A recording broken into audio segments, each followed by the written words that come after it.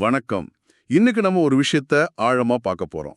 உங்க முன்னாடி திரவ இயக்கவியல், அதாவது ஃப்ளூயிட் கைனமேட்டிக்ஸ் பத்தின சில குறிப்புகள் இருக்கு. பார்த்தா ஏதோ பெரிய இன்ஜினியரிங் பாடப்புத்தகம் மாதிரி இருக்கலாம்.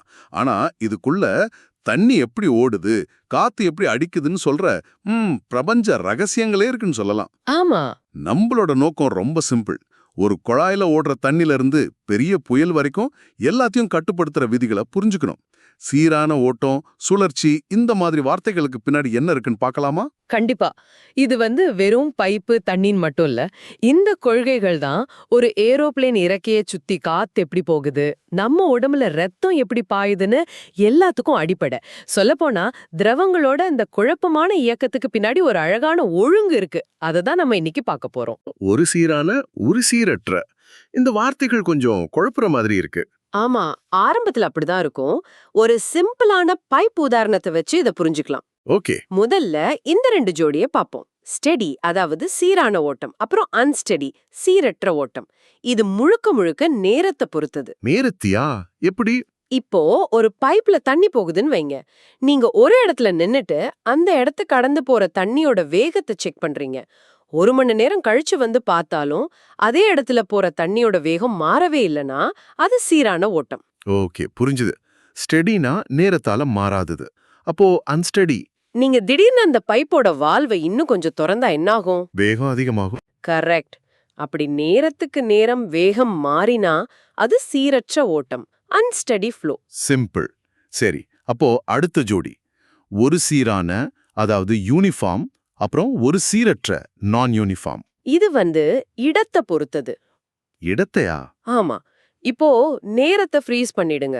ஒரே ஒரு கணம் தான். அந்த கணத்துல பைப்போட ஆரம்பத்துல இருந்து கடைசி வரைக்கும் எல்லா இடத்துலயும் தண்ணியோட வேகம் ஒரே மாதிரி இருந்தா அது ஒரு சீரான ஓட்டம், யூனிஃபார்ம். மிகச்சரியா. இது ஒரே மாதிரி விட்டம் இருக்கிற ஒரு நேர்குழாயில நடக்கும். ஆனா ஒரு கூம்பு வடிவ குழாய கற்பனை பண்ணுங்க. அதாவது ஒரு பக்கம் அகலமா, இன்னொரு பக்கம் குறுகலா இருக்கிற மாதிரி. அதேதான்.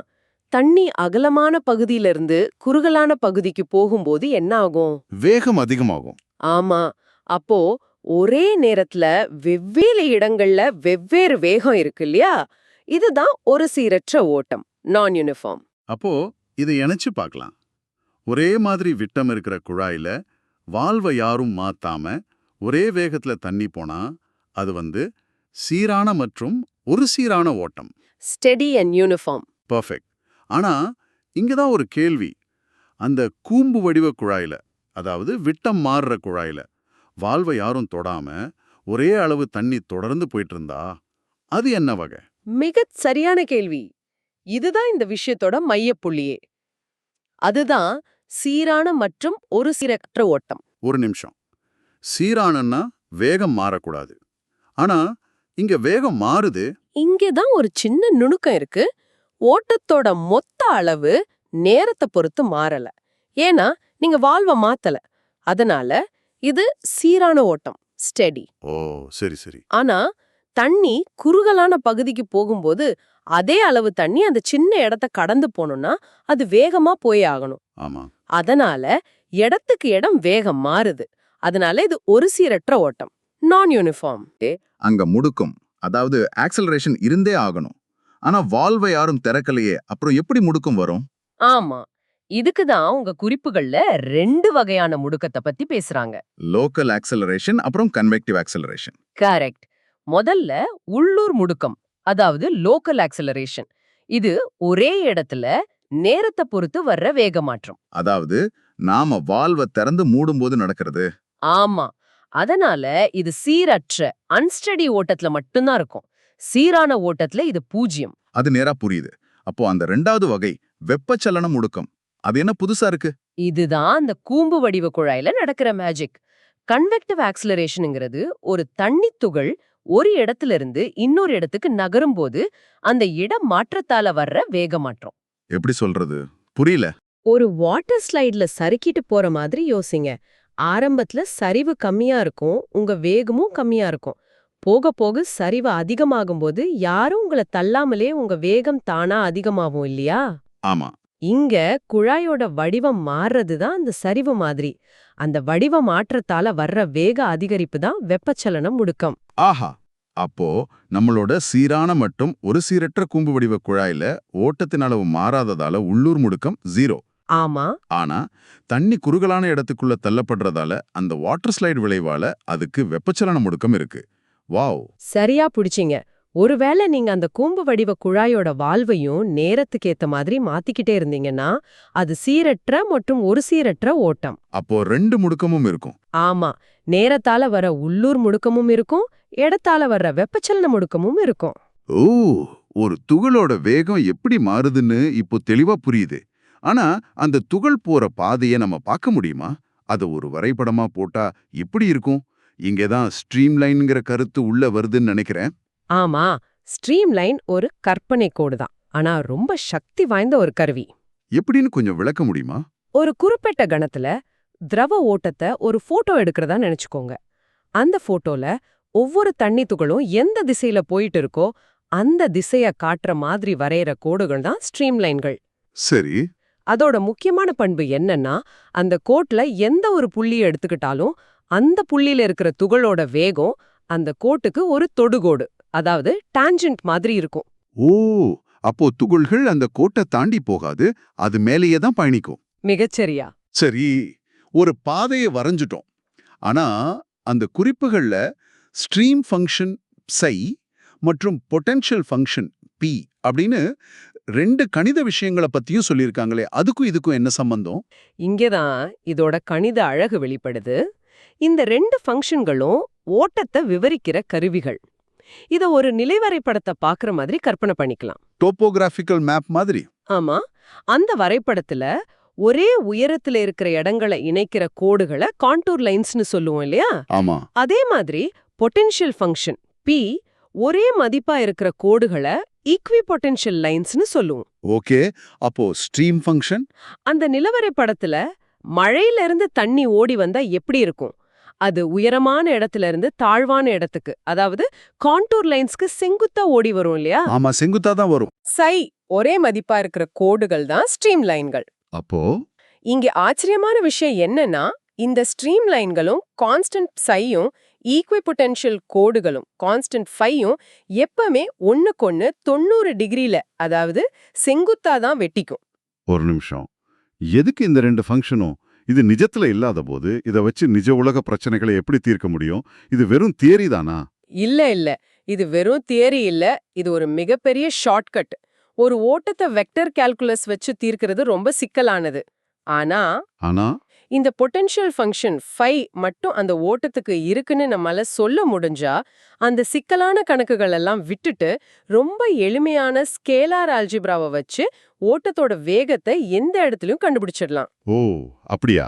ஆமா, ஆனா ஒரு கண்டிஷன். பொட்டென்ஷியல் ஃபங்க்ஷன் இருக்கணும்னா அந்த ஓட்டம் சுழற்சியற்றதா, இர்ரோட்டேஷனலா இருக்கணும். ஓகே, சுழற்சியற்ற ஓட்டம், இது என்ன புது வார்த்தை? ஒரு திரவம் ஓடும்போது எப்படி சுழலும்? நல்ல கேள்வி. ஒரு திரவ துகள் தன் பாதையில நேரா போயிட்டு இருக்கும்போது அது தன்னைத்தானே சுத்திக்குதா இல்லையாங்கிறது தான் இது. பூமி சூரியனை சுத்தி வர்ற மாதிரி? அதேதான், பூமி சூரியனை சுத்தி வருது, ஆனா அதே நேரத்துல தன்னைத்தானே சுத்திக்கிட்டோம் இருக்கு இல்லையா? அது மாதிரி. சரி. ஒரு சுழற்சியற்ற ஓட்டத்தை ஒரு ஜெயண்ட் வீல் மாதிரி கற்பனை பண்ணுங்க. அதுல இருக்கிற ஒவ்வொரு சீட்டும் பெரிய சக்கரத்தை சுத்தி வந்தாலும் அந்த சீட் தன்னைத்தானே சுத்தாது. அதுல இருக்கிற நீங்க எப்பவும் நேரா தான் உட்கார்ந்திருப்பீங்க. ஆமா. இதுதான் சுழற்சியற்ற ஓட்டம்.